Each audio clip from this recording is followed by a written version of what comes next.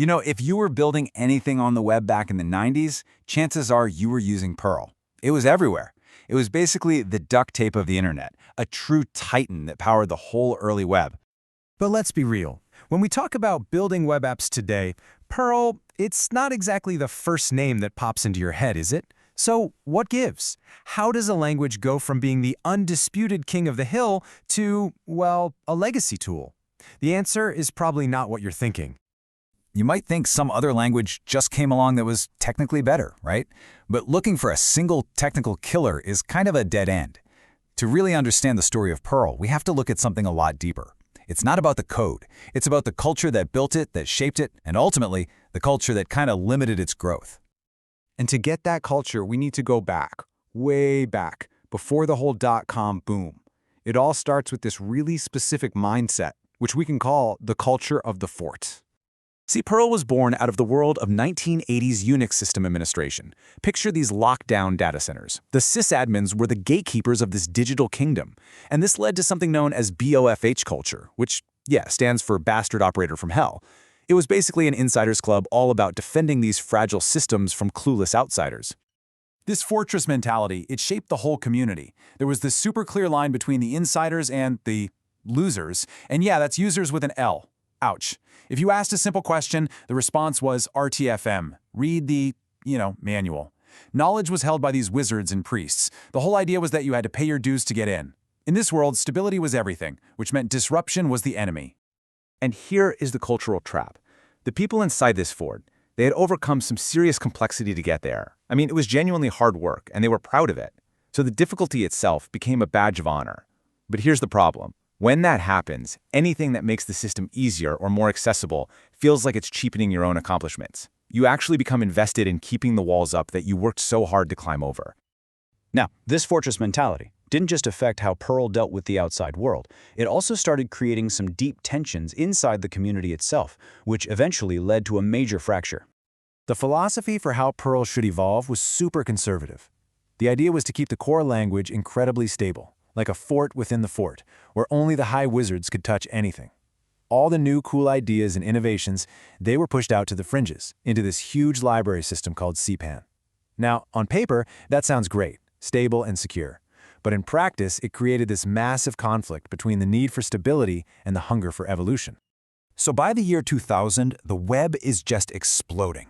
New challenges are popping up every single day. The pressure on Perl was immense. And that tension between the conservative core and the innovating fringe was about to snap. Something had to give. And it did, in a pretty dramatic fashion, at a conference in 2000. A developer, completely fed up with the stagnation, literally gets up and starts smashing coffee mugs against a wall, shouting that the community was in deep trouble unless they came up with something new and exciting. And believe it or not, that moment led directly to the birth of Perl 6, this incredibly ambitious project to completely reinvent the language. And just like that, the community split its focus. You had Perl 5, which became the stable, practical workhorse, the language for the here and now. And then you had Perl 6, this grand, futuristic project. It was a total reinvention that would end up taking 15 years. This split meant that while the present was being maintained, the path to the future became really long, really complicated, and very, very distant. So, while Perl was completely consumed by this internal identity crisis, looking inward, debating its own future, the rest of the tech world was not waiting around. A whole new generation of languages and frameworks was showing up, and boy, did they have different cultures. I mean, just look at the cultural difference here. Perl's whole vibe was valuing cleverness and making newcomers pay their dues. But these new languages? They offered a totally different deal. Ruby on Rails built its community around being friendly, making things feel like magic. PHP was all about just getting stuff done. Pragmatism, zero gatekeeping. You could be up and running in minutes. And Python, it focused on clean engineering, famously offering batteries included, so you had everything you needed right out of the box. It's pretty clear, isn't it? The exploding web needed a simple on-ramp for a flood of new developers. It needed languages that were welcoming, that were easy to get started with. Perl's culture, with its focus on rites of passage and insider knowledge, had pretty much built a giant wall right when the world was looking for an open door. Now, it's really easy to frame this as a story of failure, right? To just say that Perl was killed. But that's not the whole picture. Decline isn't the same as death. and Perl's impact is still felt absolutely everywhere in tech today. Truth is, Perl wasn't killed by another language. It just sort of evolved out of the spotlight. It found its niche doing the things it was always brilliant at: powerful system scripting, text processing, and of course, maintaining the countless legacy systems that are still quietly running parts of our digital world. And its gifts to the programming world, they are still with us every single day.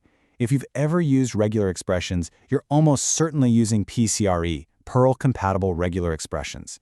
If you've ever used a package manager like NPM for JavaScript or PyIPI for Python, you're using a model that was pioneered by Perl's CPAN. Its testing protocol, TAP, is now an industry standard.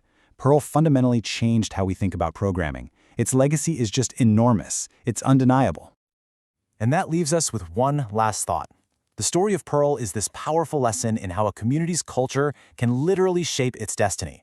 So it makes you wonder, what are the dominant technologies of today? The languages, the platforms, the companies we see as unshakable.